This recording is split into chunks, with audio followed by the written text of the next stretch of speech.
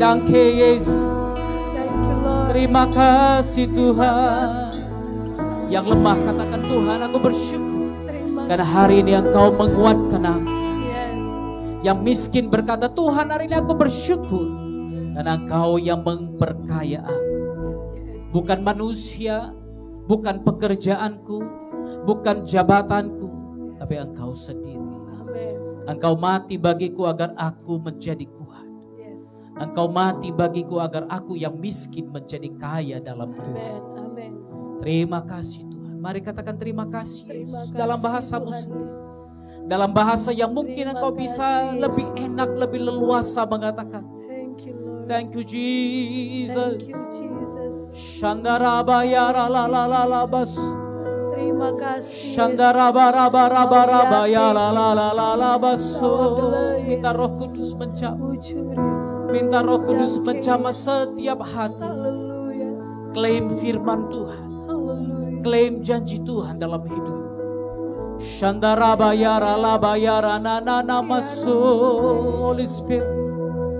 Holy Spirit. Ya Rabaya. Roh Kudus, Roh Kudus, Ya Roh Kudus. Rabaya, Rabaya. Jamah penuhi setiap hati ya Roh Rabaya, Kudus. Rabaya. Jamah dan penuhi setiap hati dalam nama Ya Yesus. Rabaya, Rabaya. Dalam nama Yesus. Ya Rabaya. Dalam nama Yesus Tuhan. Oh haleluya.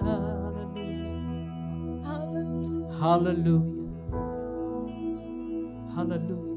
Jamalah setiap hati, jamalah.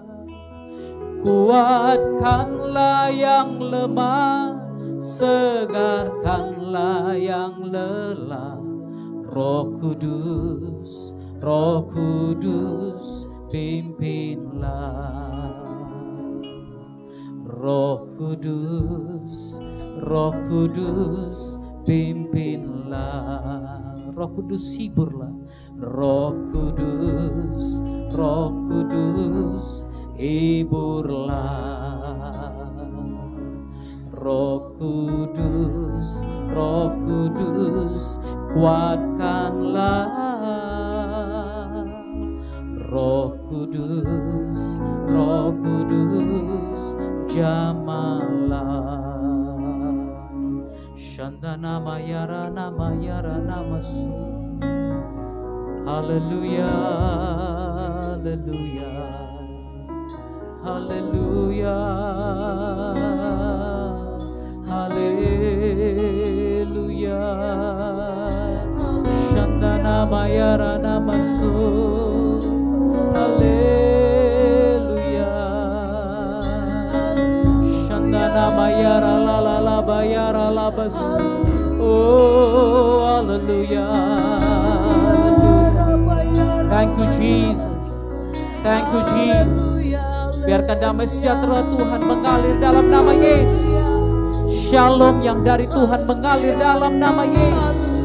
Menjamah setiap hati, pikiran dan roh kami.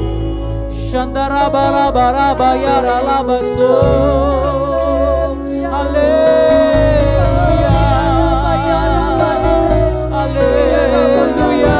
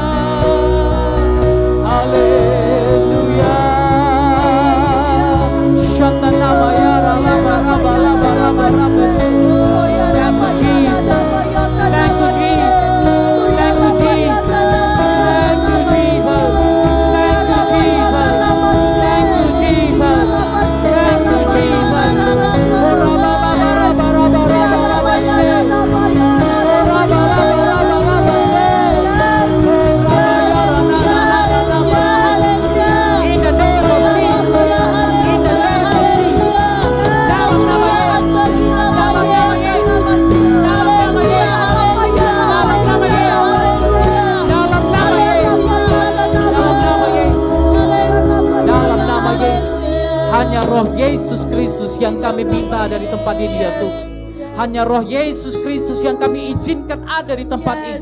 Semua roh lain yang bukan dari Tuhan, yang bukan dari surga, roh iblis, setan, dukun-dukun, santet, mistik, sihir, tenung, apapun namamu, aku patahkan, hancurkan dalam nama Tuhan Yesus. Yesus. Pergi kau setan, dalam nama Yesus. In the name of Jesus. Biarkan damai sejahtera Tuhan, sukacita Tuhan, kebenaran dari Tuhan berkuasa atas kami. Terima kasih buat hari yang indah ini. Terima kasih buat persekutuan yang indah ini. Terima kasih buat hadirat Roh Kudus yang begitu indah, ya Ruach HaKodesh. Kami mengagumi Engkau, kami menghormati Engkau. Pimpin kami, sampaikan firman-Mu kepada kami Tuhan. Urapi hamba-Mu yang tidak ada apa-apanya ini. Aku hanya alat-Mu yang siap untuk Kau pakai. Teguhkan dan meteraikan firman-Mu dalam setiap hati kami. Sehingga kami bukan saja menjadi pendengar-pendengar firman, tapi juga menjadi pelaku-pelaku firman bagi kemuliaan nama Tuhan Yesus Kristus. Terima kasih Bapa. Segala pujian, hormat, dan kemuliaan, kuasa hanya bagi nama Tuhan Yesus Kristus, sekarang dan sampai selama-lamanya. Haleluya. Amin. Amin. Silakan duduk Bapak Ibu. Kita bersyukur buat hari yang baru Tuhan beri bagi kita. Amin. Haleluya. Ada beberapa hal yang harus saya sampaikan sebelum kita melanjutkan kepada firman Tuhan. Yang pertama saya mau sampaikan bahwa beberapa hari yang lalu Tuhan ingatkan saya bahwa gereja bukanlah dilakukan atau dilaksanakan oleh beberapa orang saja, tapi gereja adalah tubuh Kristus. Amin.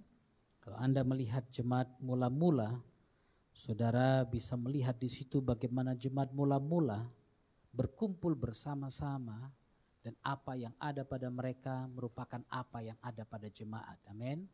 Karena itu kemarin saya sampaikan kepada panitia pembangunan, karena memang kita sudah capek juga, saya rasa saudara juga sudah bekerja keras, saudara bekerja lagi di tempat lain.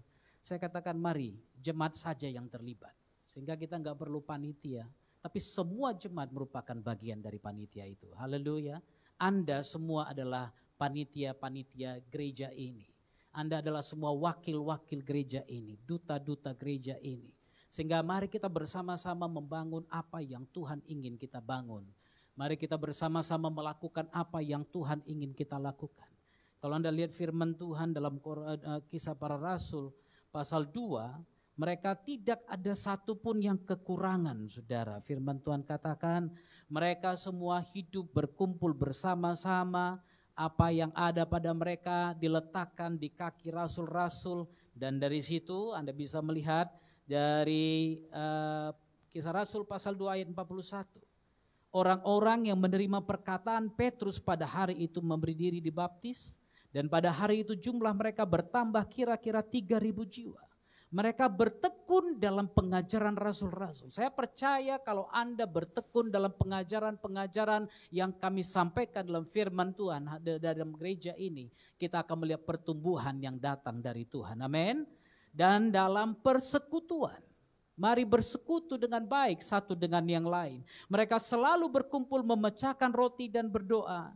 Lalu kemudian firman Tuhan katakan dengan bertekun mereka dan dengan sehati mereka berkumpul tiap-tiap hari dalam bait Tuhan. Mereka memecahkan roti di rumah masing-masing secara bergilir. Mereka makan bersama-sama dan bergembira dan dengan tulus. Haleluya. Semua orang yang telah menjadi percaya bersatu dan segala kepunyaan mereka adalah kepunyaan bersama. Ini yang paling penting. Segala kepunyaan mereka adalah kepunyaan bersama. Tapi kalau Anda sebagai jemaat Tuhan katakan, oh yang punya aku cuma punya aku, maka kita tidak akan bisa bergerak kepada kepenuhan Kristus itu. Karena itu saya katakan mari kita bersama-sama bergerak kepada kepenuhan Kristus. Saya sampaikan kemarin bahwa bulan minggu depan kita sudah ada tamu dari Sydney, Australia. Ini orang India yang keturunan Australia. Yang lahir di Australia, besar di Australia. Dia Pastor Rajendra Dud akan datang bersama kita pada tanggal 28-29 malam. Jam 6.30 kita akan mulai ibadah. Lalu tanggal 3 kita akan melakukan peresmian gereja. Tanggal 3 September kita akan melakukan peresmian gereja. Tapi sebelum itu tanggal 2 September kita ada tamu juga dari Singapura yang akan memberkati kita. Pastor Jonathan Supaya, dia akan bersama dengan kita dari tanggal 2 sampai tanggal 4. Artinya pada minggu pertama kita akan melaksanakan gelombang kedua di bulan September di Sujuya. Karena itu saudara mari dukung gelombang pertama jam 10 sore pagi dan gelombang kedua jam 6 sore di Sujuya Mall. Dan saya percaya Tuhan menolong kita agar semua ini berjalan dengan baik. Doakan juga bulan 9 kita ada seminar pasutri untuk pasangan suami istri. Dilayani oleh tim dari Jakarta, tim dari Pak Wiryo Hadi. Kalau Anda pernah dengar House of Bread, di mana mereka sekarang sedang menjalankan proses pertanian untuk mendukung gereja dan pelayanan-pelayanan gereja.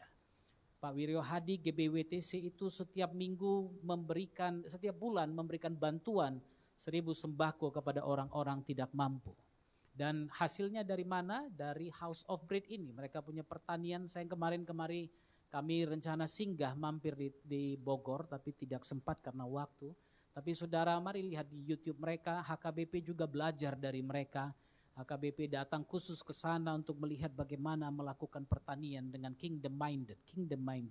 Dengan pikiran sorgawi, bukan pikiran manusia biasa, bukan untuk kita, bukan karena kita, tapi karena Tuhan dan untuk kemuliaan Tuhan. Amin.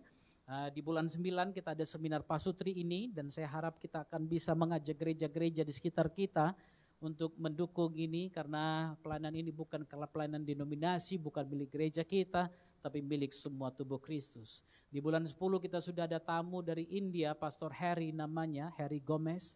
Dia akan bersama kita juga selama 1 minggu. Doakan supaya semua ini berjalan dengan baik, firman Tuhan disampaikan. Harry Gomez punya karunia-karunia kesembuhan yang Tuhan berikan, sehingga mari dukung bersama-sama untuk kemuliaan nama Tuhan. Haleluya. Satu lagi pada hari ini ada seorang anak kita yang akan melakukan KKN dalam minggu depan.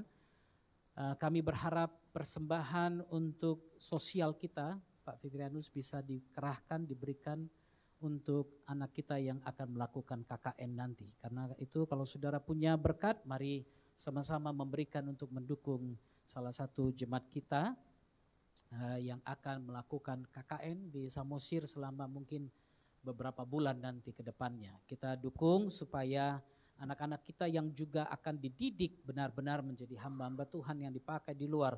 Walaupun bukan sarjana teologi, tapi dimanapun mereka berada, mereka menjadi terang dan garam Kristus. Haleluya. Kita akan lanjutkan firman Tuhan. Hari ini saya melanjutkan pengajaran yang minggu lalu, healing or killing. Healing self-healing or self-killing. Yang mana? Banyak orang, banyak status-status yang kita lihat bagaimana orang menyampaikan hari ini healing. Wah, minggu depan kami healing. Saudara, saya sudah sampaikan, kadang-kadang healing yang kita pikir itu saya percaya tidak semua healing datangnya dari Tuhan. Mungkin ada healing-healing tertentu yang datangnya memang Tuhan siapkan bagi kita, tapi tidak semua healing datangnya dari Tuhan. Minggu lalu saya katakan ada 4 yang saya akan berikan. Hari ini mungkin kita selesaikan. Yang pertama minggu lalu saya katakan, some healings may steal your joy. Ada healing yang mungkin akan mencuri sukacitamu. Kelihatan yang kau bersukacita tapi ternyata berpura-pura. Dalam Amsal dikatakan, Amsal 14:13, di dalam tertawa pun hati dapat merana. Kelihatannya tertawa, kelihatannya terbahak-bahak, statusnya WKWK, tapi saudara hatinya ternyata merana. Di dalam tertawa pun hati bisa merana dan kesukaan dapat berakhir dengan kedukaan. Hati-hati, karena segala sesuatu ada waktunya. Anda jangan berpikir Anda akan berada di atas saja, roda itu berputar kata pepatah. Artinya apa? Hari ini seseorang berada di atas, besok dia bisa berada di bawah.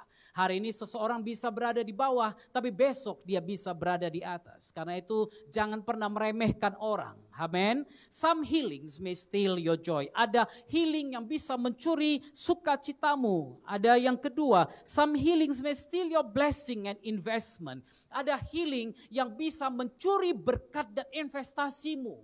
Itu sebabnya tidak semua healing datangnya dari Tuhan. Kalau Anda berusaha keras, lalu kemudian satu hari Anda berpikir, aku mau ke sana, aku mau ke sini untuk healing, saudara hati-hati. Karena ada healing-healing yang datangnya dari iblis yang hanya mencuri berkat Tuhan yang diberikan padamu. Sehingga berkat yang ada itu pun satu hari akan hilang daripadamu dan habis. Itu sebabnya berhati-hati dengan healing-healing yang tidak berasal dari Tuhan. Yang ketiga, kita akan bahas ini. Yang ketiga saya akan sampaikan, some healings may lead you to sinning. Ada healing yang akan membawa Anda kepada dosa. Kelihatannya healing, kelihatannya sedang memproses diri untuk bisa dipulihkan, disembuhkan oleh Tuhan. Aku istirahat dulu Aku santai dulu, aku ke mana? Ke tempat-tempat indah lah. Aku mau ke Madagaskar dulu. Aku mau ke Maldives dulu. Aku mau menikmati berkat Tuhan yang diberikan padaku. Oh, aku mau santai dulu, Pak. Jangan pelayanan dulu ya. Jangan buat aku dalam jadwal pelayanan. Hati-hati saudara. Some healings may lead you to sinning. Haleluya. Saya mau kita bahas dua tokoh hari ini. Yang pertama, satu tokoh yang bernama Daud. Raja Daud, Anda tahu sekali ceritanya. Di dalam 2 Samuel pasal yang ke-11 ayat 1 dan ayat yang kedua. 2 Samuel, kitab 2 Samuel pasal yang ke-11 ayat 1 dan 2. Perhatikan baik-baik firman Tuhan. Pada pergantian tahun, pada waktu raja-raja biasanya, perhatikan baik-baik kata-kata dalam firman Tuhan.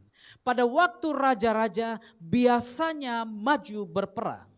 Maka Daud menyuruh Yoab maju beserta orang-orangnya dan seluruh orang Israel. Perhatikan, mereka memusnahkan Bani Amon, mengepung kota Raba, sedang Daud sendiri di mana? Tinggal di Yerusalem. Orang lain pergi berperang, Daud tinggal di Yerusalem. Sekali peristiwa, pada waktu petang, ketika Daud bangun dari tempat pembaringannya, lalu berjalan-jalan di atas sotoh istana, tampak kepadanya dari atas sotoh itu seorang perempuan sedang mandi. Perempuan itu sangat elok rupanya. Saya nggak perlu ceritakan ini kepada saudara karena tema saya bicara bukan tentang perjinahan yang dilakukan Daud, tapi saya bicara tentang healing yang bisa membawa Anda kepada sinning, bahkan akhirnya kepada killing. Killing yourself, killing your anointing, and killing other people. Killing, membunuh dirimu sendiri, membunuh urapan Tuhan yang ada dalam dirimu, bahkan membunuh orang lain. Ini yang terjadi dalam peristiwa Daud itu. Anda bisa melihat bagaimana dosa dimulai dari mata. Dia lihat dulu, dia inginkan, lalu kemudian jatuh dalam dosa itu. Dan perhatikan, setelah orang ada dalam dosa, apa yang akan mulai dilakukan? Dia mulai merancang hal jahat. Dia rancang bagaimana suami Batseba bisa mati dalam medan perang. Dia rancang. Dia buat semua rancangan. Kenapa? Dosa sudah masuk. Ada healing yang membawa kita jatuh ke dalam dosa. Berhati-hatilah. Kenapa saya katakan ini firman Tuhan menunjukkan kepada kita. Bagaimana Daud pada pergantian tahun, waktu raja-raja biasanya maju berperang. Bagaimana Anda bisa jatuh dalam dosa pada waktu orang lain biasanya berkumpul melayani Tuhan. Pada waktu orang lain melakukan kegiatannya. Pada waktu orang lain memprioritaskan apa yang menjadi tujuan kerajaan, Anda santai.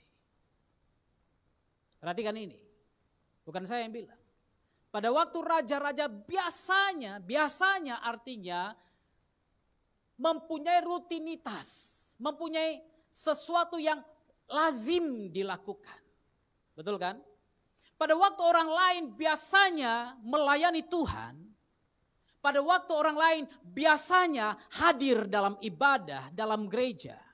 Pada waktu orang lain biasanya memuji, menyembah Tuhan. Tapi Anda tidak.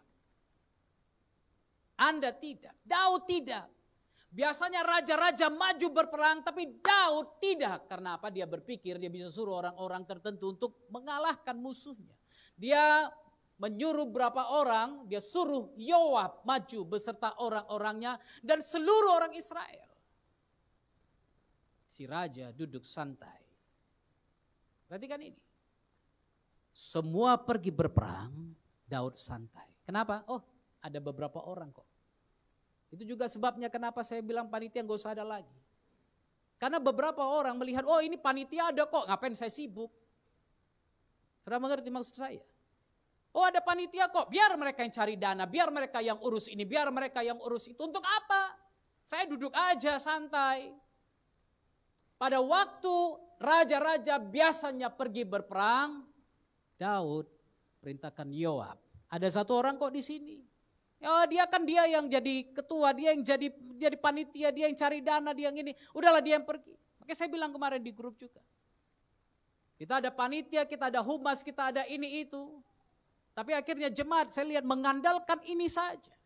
Pelayanan ini bukan pelayanan panitia. Pelayanan kita bukan pelayanan 1-2 orang, tapi pelayanan seluruh jemaat. Demikian juga dengan apa yang terjadi pada Daud. Peperangan itu harusnya menjadi peperangan Daud juga, sama dengan Anda. Peperangan kita, pergumulan kita, perjuangan kita harusnya menjadi perjuangan bersama, bukan satu orang. Haleluya. Tapi pada waktu biasanya raja-raja maju berperang, Daud santai. Makanya saya bilang some healings may lead you to sinning. Ada healing yang membuat engkau jatuh dalam dosa. Kenapa? Engkau berpikir, aku udah cukup capek selama ini. Aku udah melayani Tuhan selama ini. Aku melayani 20 tahun, aku melayani 25 tahun, 40 tahun saya melayani Tuhan. Aku mau istirahat dulu. Hati-hati dengan kata istirahat ini. Hati-hati dengan kata-kata yang seperti itu. Karena seharusnya kerajinanmu tidak pernah kendor. Lihatlah orang yang kerajinan kendor. Saya selalu bilang ini. Orang yang kerajinan kendor tidak akan pernah rohnya menyala-nyala. Tidak mungkin. Kalau engkau mulai seperti Daud, pada waktu engkau mulai, aku tarik diri dulu. Capek. Ya kan? Capek. Istirahat dulu. Pak 1 bulan gak usah melayani. Pak 2 bulan gak usah melayani. Pak 3 bulan dulu ya istirahat. Pada waktu engkau mulai istirahat, disitulah iblis akan berbicara dalam pikiranmu. Iblis akan bilang, betul kau sudah capek sekali. Kau udah dimanfaatkan habis-habisan. Kau udah dipakai habis-habisan. Kau udah di-abuse habis-habisan. Wah lihat itu berapa banyak uangmu udah habis. Berapa banyak tenagamu habis. Berapa banyak. Udahlah cukuplah istirahatlah kau. Biar yang lain yang maju berperang. Iblis mulai berbicara. Iblis mulai masukkan satu persatu ke dalam pikiran saudara. Dan akhirnya apa yang terjadi? Waktu Anda sedang beristirahat. Satu hari pada waktu petang. 2 Samuel 11 ayat 2. Ketika Daud bangun dari tempat pembaringannya. Perhatikan bangunnya pun gak pagi lagi. Bangunnya pun petang. Kata yang dipakai di sini adalah ehrep. Ehrep itu artinya waktu matahari terbenam. Waduh mak. Enggak tahu dia ini jaga semalaman. Istananya karena enggak ada orang lain kan dia yang akhirnya jaga ronda mungkin. Tidurnya pagi. Atau apa saya enggak tahu saudara. Tapi yang pasti dia bukan bangun pagi. Dalam Mazmurnya Daud, dia katakan, pagi-pagi benar aku akan bangun mencari engkau. Tapi di sini berbeda. Pada kenyataan ini, Daud tidak bangun pagi-pagi sekali, tapi dia bangun pada waktu petang. Dan pada waktu dia bangun di waktu petang, ini kan lagi healing. Aku harus enjoy dong. Gak apa-apa aku bangunnya waktu sore nanti. Kenapa aku harus bangun pagi-pagi? Aku kan bukan mahasiswa lagi. Iya kan? Aku bangun sore aja lah. Saudara, kalau engkau tidak melakukan hubungan pertamamu di pagi hari dengan Tuhan, maka sepanjang harimu akan habis berantakan. Saya percaya banyak hal yang tidak akan sesuai dengan apa yang Tuhan mau. Karena apa? Di pagi hari engkau hanya melakukan rutinitas saja.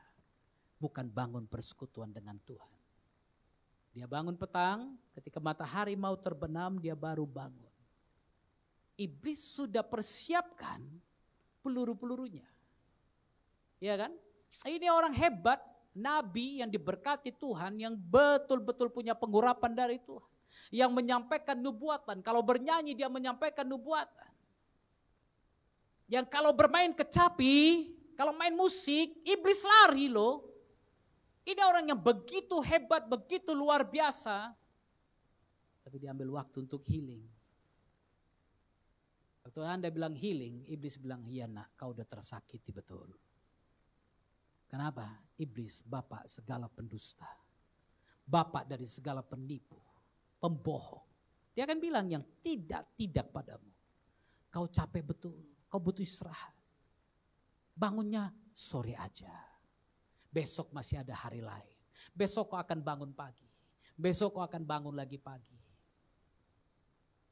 Waktu kami jalan ke Jogja, satu pagi saya tanya Pak Fitrianus, berapa orang yang bangun? Gak ada. Semua tidur. Bapak gimana? Ya inilah Pak, kalau semua masih tidur bentar lagi aku pun tidur ini sambil bawa mobil katanya. Saya berhentikan bus itu di tol, saya ingat tol Palembang itu. Saya berhentikan bus itu di tol, saya bilang bangun semuanya. Tapi karena ada orang yang berpikir ini healing betul. 2 minggu saya biarkan loh. Saya nggak ada cek kamu bangun pagi, kamu bangun jam berapa, saya nggak cek. Ada kamar-kamar di mana mereka istirahat, saya nggak datang tanya, ketok bangun jam 5, bangun jam 5. Saya berpikir sampai kapan kamu dibangunkan. Akhirnya saya tahu selama 2 minggu itu yang pasti nggak ada lagi yang bangun pagi untuk berdoa. Lalu kemudian saya diamkan pulang dari minggu yang lalu. Saya tahu ada orang-orang yang dari minggu lalu sampai hari ini tidak pernah ikut lagi doa pagi. Di sini loh, bukan di tempat lain. Di sini saya punya CCTV kok. Itu CCTV sana. Tapi jam 5 pagi ada orang yang tinggal di sini tapi tidak berdoa di sini. Kenapa? Lagi healing. Kebiasaan terbentuk dalam 21 hari. Saudara tahu itu? 21 hari kalau Anda membiasakan diri tidak bangun pada waktunya, di waktu engkau harusnya bangun berperang, maka apa yang terjadi? Iblis akan katakan, ya kau capek hari ini. Kau betul-betul luar biasa capek hari ini. You need healing. Kau butuh healing. Kau butuh kesembuhan. Kau butuh istirahat yang panjang. Kau butuh tidur yang panjang. Udah berapa jam, berapa tahun kau gak tidur 8 jam sehari. Iya kan? Dan akhirnya apa? Anda akan terbiasa dengan itu. Anda akan terbiasa dengan itu. Anda tidak lagi akan terbiasa bangun pagi-pagi mencari wajah Tuhan, berdoa, duduk, jatuh, nangis di hadapan Tuhan. Tidak lagi. Anda tidak lagi akan bersyukur buat apa yang Tuhan beri. Karena apa? Anda berpikir aku layak menerima semua ini. Itu sebabnya saya katakan some healings may lead you to sinning. Dalam kitab Hakim-Hakim ada orang kedua lagi yang akan kita bahas di sini. Yang namanya Simpson. Saya sudah pernah bahas serial tentang Simpson kepada saudara di sini. Tapi saya mau Anda lihat satu hal saja tentang Simpson. Di pasal 14 ayat 1 kitab Hakim-Hakim. Kitab Hakim-Hakim pasal 14 ayat 1. Firman Tuhan berkata begini. Simpson pergi ke Timna. Simpson ini jalan-jalan ke Timna. Dia tahu itu bukan tempat yang baik bagi dia. Lalu apa yang terjadi? Ia melihat seorang gadis Filistin. Ia pulang dan memberitahukan kepada ayahnya dan ibunya, di Timna aku melihat seorang gadis Filistin.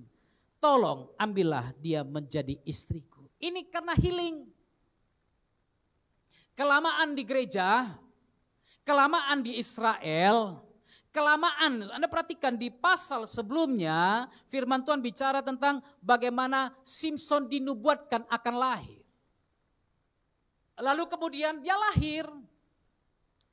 Ayat 24 pasal 13, perempuan itu artinya mamanya daripada Simson melahirkan seorang anak laki-laki, memberi nama Simson kepadanya. Anak itu menjadi besar dan Tuhan memberkati dia. Lihat, anak itu menjadi besar dan Tuhan memberkati dia. Mulailah hatinya digerakkan oleh Roh Tuhan di Mahane dan yang terletak di antara Zora dan Esitaol. Dia mulai besar. Tapi waktu besar dia berkata begini, ini banyak dialami anak pendeta, saya pun pernah bilang begitu. Kok aku di gereja terus? Apa enggak ada tempat lain? Yang kulihat hanya gereja terus, bosan. Itu sebabnya saya juga pernah ikut pergaulan-pergaulan dengan teman-teman saudara. Kenapa? Berkata, aku di gereja terus, orang lain healing. Saya ikut grup Ford, saudara. Kemarin kami dari Palembang lihat ada grup Ford dari Palembang menuju ke arah lain, rame-rame. Saya ikut diajak. Karena apa? Ada pertemuan Ford di Samosir rupanya. Jadi semua kumpul di Samosir. Semua tanya, bang, abang kapan muncul bang? Abang kok gak muncul bang? Abang kok gak pernah nampak bang? Ayolah bang, healing lah kita bang. Healing mereka kan Sabtu Minggu. Healing saya Sabtu Minggu dalam hadirat Tuhan. Haleluya. Sabtu Minggu saya melayani Tuhan. Sehebat apapun perkumpulan itu, saya tidak akan berjalan-jalan ke sana. Karena apa? Saya tahu jalan-jalan itu akan membawa saya jauh dari Tuhan. Saudara perhatikan Simson. Simson setelah sekian lama berada di Yerusalem, sekian lama berada di Israel, dia merasa bosan. Yang lain bisa begini, yang lain bisa begitu, kok aku enggak? Dia mulai pergi, dia mulai jalan-jalan ke Timna. Dan di situ dia melihat seorang gadis Filistin, penyakit yang sama dengan Daud. Pada waktu Anda lari dari hadirat Tuhan, yang pertama nafsu akan bekerja. Iblis kan pakai mata. Lihat, ini tadi yang saya bilang. Lihat, inginkan, bayang-bayangkan, jatuh dalam dosa. Itu sebabnya jangan terlalu banyak bilang healing. Healing yang sesungguhnya Yesus katakan, marilah kepadaku semua yang letih, lesu dan berbeban berat. Mari lihat Matius 11:28. Marilah kepadaku semua yang letih, lesu dan berbeban berat. Healingmu gak harus ke Bali. Healingmu gak harus ke Hong Kong. Healingmu gak harus ke Taiwan atau Madagaskar atau kemanapun. Ayat yang ke-29. Belajarlah daripadaku. Tinggal klik aja non. Pikullah kuk yang kupasang. Pikul dulu kuk. Pikul. Saudara mengerti kuk ini? Dalam pelajaran yang lama saya punya gambarnya. Biasanya belajarlah padaku. Kenapa kuk dipasang lalu Yesus bilang belajar padaku? Biasanya yang menarik kuk adalah 2 ekor lembu. 1 lembu yang tua, 1 lembu yang agak muda. Beban yang paling besar jatuh pada lembu yang tua. Tapi lembu yang muda itu akan diberikan kuk yang lebih ringan karena dia di bawah sedikit. Maka Yesus bilang, pikul kuk yang kupasang dan belajar padaku. Kalau lembu muda, kadang dipukul-pukul dia nggak tahu mau bergerak kemana. Tapi lembu yang tua ini dia tahu bergerak kemana. Itu sebabnya Yesus bilang, biarkan aku mengajarkan engkau. Aku menjadi lembu yang tua ini, engkau menjadi lembu yang muda ini. Artinya apa? Kalau engkau mau healing yang sebenarnya, jangan beristirahat dengan cara manusia, dengan cara duniawi. Tapi pikul kuk yang dipasang. Makin lama makin berat Pak, iya karena engkau makin dewasa.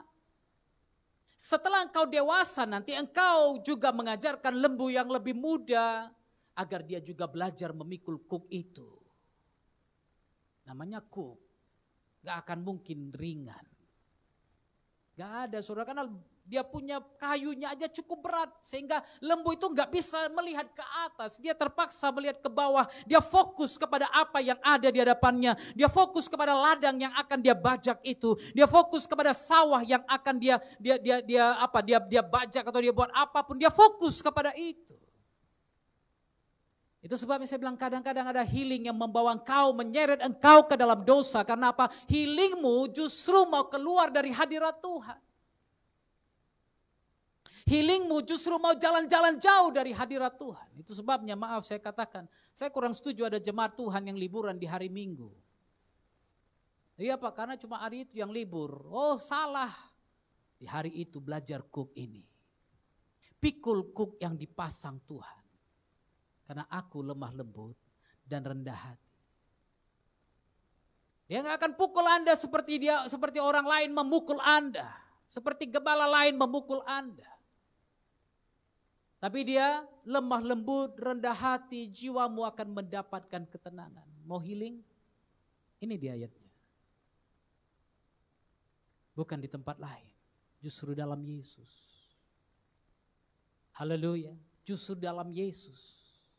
Engkau akan dapatkan ketenangan. Kekuatan serta penghiburan diberikan Tuhan padaku. Tiap hari aku dibimbingnya, tiap jam dihibur hatiku. Amin. Lihat. Kekuatan penghiburan Anda dapat dalam Tuhan. Karena tiap hari engkau dibimbingnya. Hari ini engkau salah, Tuhan bilang bangun, bangkit, balik ke jalan yang benar. Tiap jam aku dihiburnya. Healing yang sebenarnya hanya ada dalam nama Yesus. Haleluya. Kalau engkau mau belajar dari Dia, kalau engkau mau bekerja dengan Dia, kerja dengan Tuhan selalu manis, amin. Biar pikul salib selalu manis, biar pikul salib loh. Gak ada kerja dengan Tuhan tanpa pikul salib, gak mungkin. Saya melayani Tuhan kalau gak pikul salib, saya gak layak jadi hamba Tuhan. Setiap orang yang mengikut aku, dia harus pikul salibnya. Yesus katakan itu. Bukan enak-enak aja ikut Yesus pikul salib. Amin. Pikul salib, maka engkau akan dibimbing terus oleh Yesus itu. Haleluya saudara.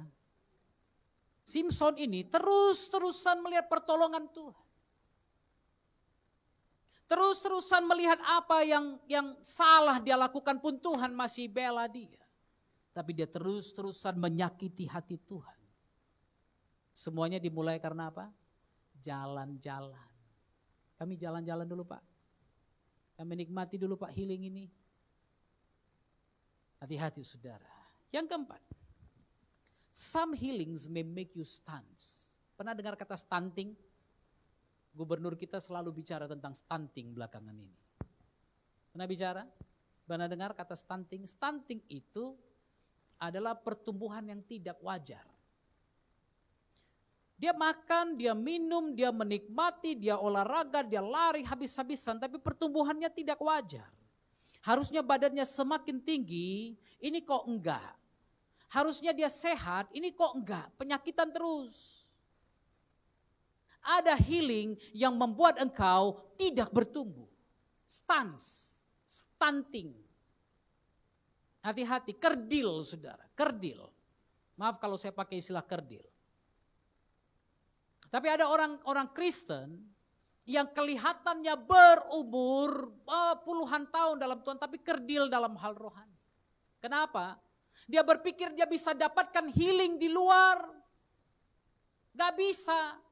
Anda tidak bisa dapatkan healing dari luar dan berharap tumbuh rohani. Saya tunjukkan beberapa contoh kepada saudara. Dalam firman Tuhan ada kisah tentang Elia dalam satu raja-raja pasal 18 dan 19, Anda boleh lihat di situ nanti. Satu raja-raja pasal 18 ayat 19, pasal 18 dan 19. Saudara bisa lihat dua hal yang paradoks di sini. Dua hal yang bertentangan. Yang pertama, ada healing daripada Elia. Apa healingnya? Saudara bisa lihat. Di dalam pasal 18, Elia bertemu dengan Ahab, lalu terjadi perbincangan. Di ayat 18 itu juga Elia berada di Gunung Karmel. Dia menantang 450 nabi Baal dan 400 nabi-nabi Asyerah. Lalu kemudian mereka dibawa ke satu gunung, lalu di Gunung Karmel itu, lalu kemudian Elia berkata, hanya aku seorang diri yang tinggal sebagai nabi Tuhan. Padahal nabi-nabi Baal itu ada 450 orang banyaknya. Perhatikan ini. Kadang-kadang kalau kita sudah merasa puas sekali, kita merasa sudah di atas sekali, kita bilang, oh cuma aku seorang diri yang tinggal sebagai nabi Tuhan. Cuma gereja kami yang paling bagus, cuma pendeta kami yang paling bagus, cuma gereja kami yang mengajarkan pengajaran yang benar. Saudara jangan pernah katakan itu. Jangan pernah katakan itu. Jangan pernah berpikir hanya engkau hamba Tuhan yang tinggal, hanya engkau anak-anak Tuhan yang benar, hanya engkau anak-anak Tuhan yang hebat, yang luar biasa, yang dipakai Tuhan, yang diurapi Tuhan. Jangan pernah katakan itu. Elia pernah katakan itu. Elia bilang hanya aku seorang diri yang tinggal sebagai nabi Yahweh. Padahal nabi-nabi Baal itu ada 450 orang banyaknya dan nabi-nabi Asyerah itu ada 400. Singkat cerita saudara, apa yang terjadi? Elia menantang mereka. Disembelihlah 2 ekor lembu, lalu ditaruh dalam tempat tempat kurban saudara, lalu kemudian disiram dengan air. Lalu Elia bilang, ayo siapa yang dewanya Tuhannya mampu membakar kurban itu, maka itulah Tuhan. Singkat cerita nabi-nabi Baal, nabi Asyerah tidak ada dewanya yang mampu membakar korban itu. Lalu kemudian Elia berdoa kepada Tuhan, apa yang terjadi? Api turun dari langit menyambar korban itu habis dan semua air yang ada di sekitarnya. Healingnya Elia di mana? Saya baru coba menangkap. Kenapa? Akhirnya setelah peristiwa ini Elia diangkat Tuhan. Elia dihentikan pelayanannya setelah peristiwa ini. Elia menikmati olok-oloknya terhadap Nabi Baal. Selama ini dia nggak punya akses. Hari itu Ahab disuruh kumpulkan Nabi Baal. Lalu kemudian Elia mulai mengolok-olok. Perhatikan di sini. Di ayat 25 1 Raja 18. Sorry. Di ayat 30 aja. Ya 27, sorry. Pada waktu tengah hari, Elia mulai mengejek mereka. Katanya, panggillah lebih keras, bukankah dia ilah? Mungkin ia merenung, mungkin ada urusannya, mungkin ia bepergian. Barangkali dia tidur dan belum terjaga, belum bangun. Elia menikmati ini. Mungkin bagi Elia ini healingnya dia, saudara. Ada sebagian orang kalau nggak ngejek nggak puas, nggak healing rasanya. Kalau nggak buat orang lain tersiksa nggak healing rasanya. Kalau nggak buat orang lain lari nggak healing rasanya, ya kan? Ada sebagian orang, oh dia ngejek orang baru puas. Dia lihat kelemahan orang dia ejek baru dia puas. Ini dia masalahnya. Elia menikmati itu, ya kan? Yang kedua dia menikmati the pride of life, kesombongan hidupnya. Dia nikmati itu. Terbukti dari apa? Dia menyembelih 450 nabi-nabi Baal. Ayat 40, pasal 18. Kata Elia kepada mereka, tangkaplah nabi-nabi Baal itu. Seorang pun dari mereka tidak boleh luput. Setelah ditangkap, Elia membawa mereka ke sungai Kison dan menyembelih mereka di sana. Dia menikmati itu. Saya percaya dia menikmati itu. Karena saya baca, kayaknya gak ada Tuhan suruh sembelih, tapi dia menikmati itu, dia sembelih itu. 450 nabi Baal, saya gak tahu yang 400 nabi Asyerah kemana, mungkin lari dan gak dikejar oleh Elia dan orang Israel. Tapi tahu saudara, Tuhan bilang apa? Tuhan bilang, masih ada 7.000 orang di Israel yang tidak menyembah Baal dan tidak mencium Baal. 1 Raja-Raja 19 ayat 18. Tetapi aku akan meninggalkan 7.000 orang di Israel, yakni semua orang yang tidak sujud menyembah Baal dan yang mulutnya tidak mencium dia. Tadi Elia berpikir, oh cuma aku sendiri yang hidup. Tapi masih ada 7.000 orang yang tidak menyembah Baal dan tidak mencium Baal. Elia sampai di tempat di mana dia mengalami stunting. Tidak lagi bertumbuh di situ. Tadinya Elia gampang mendengar suara Tuhan. Saudara lihat apa yang dilakukan? Setelah dia menyembelih 450 nabi ini, dia ketakutan sendiri. 1 Raja-Raja 19 ayat 3. Maka takutlah ia, lalu bangkit dan pergi menyelamatkan nyawanya. Kalau engkau melakukan sesuatu yang tidak disuruh Tuhan, akhirnya engkau berusaha menyelamatkan nyawamu sendiri. Bangkitlah Elia, pergi menyelamatkan nyawanya karena ketakutan. Perhatikan ini. Dia berjalan sendiri masuk ke padang gurun, sehari perjalanan jauhnya. Lalu duduk di bawah sebuah pohon arar. Kemudian ia ingin mati. Siapa Elia? Pada waktu kedatangan Yesus nanti, sebelum kedatangan Tuhan, pada masa-masa antikristus memerintah, Elia dan Musa harus datang. Sebagai 2 orang nabi yang dikirimkan untuk menyadarkan dunia supaya bertobat. Elia ini akan datang. Tapi saudara perhatikan, Elia berkata kepada Tuhan, cukuplah itu sekarang ya Tuhan, ambil nyawaku. Sebab aku ini tidak lebih baik daripada nenek moyangku. Perhatikan ini. Kadang-kadang ada healing yang kalau kita paksakan,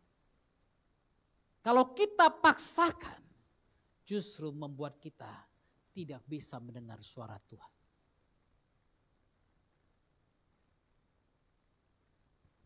Haleluya.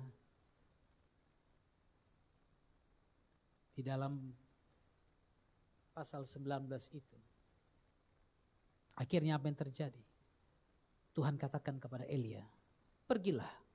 Pasal 19 ayat 15. Firman Tuhan kepadanya, pergilah, kembalilah ke jalanmu, melalui padang gurun ke Damsyik. Dan setelah engkau sampai, engkau harus mengurapi Hazael menjadi raja atas Aram. Juga Yehu cucu Nimsi, haruslah kau urapi menjadi raja atas Israel. Dan Elisa bin Safat dari Abel Mehola harus kau urapi menjadi nabi menggantikan engkau. Tuhan katakan, Elia, cukup. Daripada kau lebih banyak lagi jatuh, cukup. Persiapkan orang untuk menggantikan engkau. Persiapkan Elisa untuk menggantikan engkau. Bagaimana Elia bisa pulih, saudara?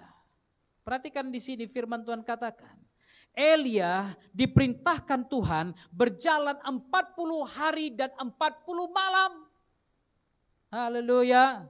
1 Raja-Raja 19 ayat 8. Maka bangunlah ia, tapi sebelumnya saudara perhatikan di sini. Ayat 5, sesudah itu ia berbaring, sesudah dia bilang Tuhan cabutlah nyawaku. Ayat 5 katakan, sesudah itu dia berbaring dan tidur di bawah pohon arar itu. Tapi tiba-tiba seorang malaikat menyentuh dia serta berkata kepadanya, bangunlah, makanlah. Wah, ini healing yang luar biasa bagi Elia. Ketika ia melihat sekitarnya, maka pada sebelah kepalanya ada roti bakar. Ada wangi roti bakar. Dan sebuah kendi berisi air. Lalu ia makan, minum, kemudian berbaring pula. Lalu malaikat Tuhan datang untuk kedua kalinya menyentuh dia serta berkata, bangunlah, makanlah, sebab kalau tidak perjalananmu nanti terlalu jauh bagimu. Ayat 8, maka bangunlah ia lalu makan dan minum, dan oleh kekuatan makanan itu ia berjalan 40 hari, 40 malam lamanya sampai ke gunung Tuhan, yakni gunung Horeb. Bagaimana Anda bisa pulih? Healing itu bukan soal istirahat. Haleluya. Lihat cara Tuhan. Tuhan bilang makanlah, bangun makan. Udah makan kenyang-kenyang tidur dia lagi. Mangan modom. Siap makan, siap tidur, siap makan tidur. Tuhan bangunkan lagi. Wake up, bangun. Dia bangun lagi, Tuhan bilang makan dulu kau. Kau pikir makananmu cukup kan? Ya udah makan. Kau pikir healingmu itu dari makanan kan?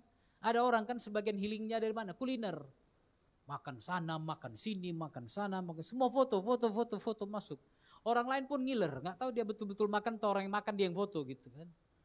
Tapi ada orang yang healingnya kuliner, saudara. Kalau dia udah makan dia rasanya healing, wah, aduh, ini baru enak, baru tuh buka mata katanya. Hati-hati saudara, hati-hati. Tuhan berkati engkau bukan cuma untuk penuhi perut ini. Healing yang sebenarnya ketika engkau mulai berjalan dalam panggilan Tuhan.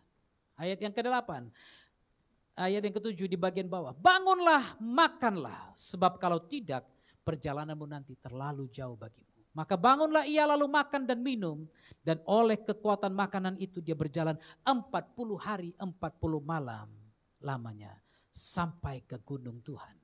Anda mau sampai di gunung Tuhan? Jangan cuma makan dan minum dan tidur. Jangan istirahat terus. Berjalan 40 hari, 40 malam. Artinya apa? Berjalan tanpa henti bersama Yesus. Maka engkau akan terima healingmu. Haleluya. Keep moving. Terus berjalan. Ada tantangan di depan, terus berjalan. Ada masalah di depan, terus berjalan. Martin Luther King Jr. saya sudah pernah ingatkan kepada saudara. If you can fly, then run. Kalau engkau gak bisa terbang, larilah. Kalau engkau gak bisa lari, berjalanlah. Kalau engkau gak bisa jalan, merangkaklah. Apapun yang terjadi, teruslah bergerak. Mau 1 inci engkau maju, mau 2 meter engkau maju, mau 3 meter engkau maju, yang pasti majulah. Teruslah bergerak. Haleluya. Lihat Elia. Makan, minum, dia pikir dia bisa tidur lagi. Tapi Tuhan bangunkan lagi, makan, minum lagi. Tapi siap ini bergerak. Haleluya. Anda boleh istirahat, Anda boleh tenang. Tapi jangan pernah berhenti bergerak. Jangan pernah berhenti bergerak. Lihat orang-orang yang sakit. Kalau ada orang stroke, ada orang gejala stroke. Kalau Anda berhenti bergerak, maka urat-uratmu akan semakin kecil dan semakin susah untuk dipulihkan. Bergerak! Bangkit. Karena Tuhan bilang kau akan jalan 40 hari 40 malam. Orang yang kedua yang saya mau sampaikan adalah Yunus. Tuhan suruh dia pergi tangkap jiwa-jiwa di Niniwe. Tapi dia mau healing. Dia lari ke Tarsis. Tuhan bilang Niniwe, dia lari ke Tarsis. Tuhan bilang ke sana, dia lari ke Tarsis. Tuhan perintahkan apa? Tuhan perintahkan badai untuk menghentikan retreat itu. Tuhan perintahkan badai menghentikan retreat yang tidak Tuhan suruh itu. Kapal goyang, goncang habis, digoncang habis oleh badai. Akhirnya dia dilemparkan ke dalam laut. Ditolong lagi oleh Tuhan. Diselamatkan lagi oleh Tuhan. Tuhan kemudian dia sampai di situ, Tuhan berikan pohon untuk dia. Pohon itu bertumbuh besar dan kemudian menaungi dia dari panas matahari. Dia santai, dia kipas-kipas, sudah. Lalu Tuhan bilang, pergi kau, jangan duduk sini. Beritakan Injil kepada orang Niniwe biar mereka bertobat. Akhirnya dia pergilah kepada orang Niniwe, dia sampaikan. Siap tuh balik lagi ke pohon itu. Dia duduk santai, apa yang Tuhan buat. Tuhan kirimkan ulat dan Tuhan makan pohon itu. Dan ulat itu memakan pohon itu dalam waktu beberapa jam saja. Habislah pohon itu. Dia ngamuk lagi dengan Tuhan. Kenapa? Udah keenaan. Semuanya disediakan Tuhan. Makan disediakan Tuhan, minum disediakan Tuhan, tempat tinggal disediakan Tuhan, perteduhan disediakan Tuhan. Semuanya disediakan Tuhan, dia tinggal datang bawa tubuh. Itu pun tidak puas. Itu pun tidak puas. Karena sudah keenaan. Hati-hati. Ada healing-healing yang membawa engkau kepada kekerdilan jiwa. Hati-hati. Perlu lagi berhubungan baik dengan Tuhan. Perlu lagi belajar connect dengan Tuhan. Haleluya. Dia merasa dia tinggal perintah Tuhan. Kau yang suruh aku kau Tuhan. Kenapa engkau tidak menyediakan yang aku perlukan? Karena kau yang suruh siapkanlah semuanya. Oh, kalau dua kepala maka tubuh tidak akan berjalan dengan baik. Kalau Anda mau jadi kepala dan Tuhan juga jadi kepala, yang mana yang kau mau pilih? Anda tidak bisa terlibat dalam pekerjaan Tuhan sambil merasa bahwa Andalah Tuhan itu. Gak bisa. Tidak ada makhluk berkepala dua yang bisa berjalan mencapai tujuan tanpa sepakat untuk melakukan satu tujuan bersama terlebih dahulu. Gak bisa. Kalau Anda melakukan pekerjaan Tuhan dan Anda merasa Anda adalah Tuhan, that's not God's work. Itu bukan pekerjaan Tuhan. Tapi pekerjaan Tuhan adalah pekerjaan yang dipimpin oleh Tuhan. Haleluya. Haleluya. Mau healing? Jangan atur Tuhan. Amin. Saya pernah sampaikan beberapa minggu yang lalu. Kalau engkau berjalan dalam terang Tuhan, maka pikiran Tuhan menjadi pikiranmu. Mulut Tuhan menjadi mulutmu. Perkataan Tuhan menjadi perkataanmu. Perjalanan Tuhan menjadi perjalananmu. Karena apa? You are synchronized with God. Engkau tersinkronisasi dengan Tuhan. Kami punya pangkalan data di STT. Pangkalan data ini kalau kami isi, dia akan tersinkronasi dengan pangkalan data perguruan tinggi yang ada di Indonesia. Sehingga data ini akan masuk. Demikian juga pekerjaan Tuhan. Kami diberikan aplikasinya. Kami tinggal mengisi. Haleluya. Tuhan katakan jalanlah menurut pola yang kutetapkan. Jangan menurut polamu. Jalan menurut pola yang kutetapkan. Dan kalau engkau menjalaninya, engkau menurutinya, maka healingmu akan terjadi. Karena apa? Hanya dekat padamu, rasa tenang hatiku. Ada kekuatan baru pertama. Itu pertama. Yang kedua, ada kekuatan baru. Yang pertama, hati tenang kalau engkau dekat dengan Tuhan. Yang kedua, kalau dekat tenang dengan Tuhan, ada kekuatan baru. Gak bisa hari ini Tuhan capek. Tuhan bilang, bangun, makan, minum, bangkit, jalan. Gak bisa Tuhan, udah makan minum kok masih lemah. Bangun, makan, minum, Tuhan bilang lagi. Dia makan, dia minum. Tapi kemudian dia bilang, capek Tuhan. Tuhan bilang, bangun, makan, minum, jalan. Haleluya. Jangan cuma mau makan, mau minum, tapi tidak mau jalan. Tapi makan, minum, selalu berjalan 40 hari, 40 malam. Terus, artinya apa? Terus terkoneksi dengan Tuhan. Sampai hari aku menutup mata ini. Berjumpa dengan Tuhan, muka dengan muka. Aku kedapatan setia melakukan apa yang Tuhan mau. Haleluya. Temukan healing saudara dalam Tuhan. Jangan cari healingmu di tempat yang lain. Percayalah, kalau engkau bersama Yesus, engkau akan mendapatkan kekuatan baru. Haleluya. Mari kita tutup mata kita.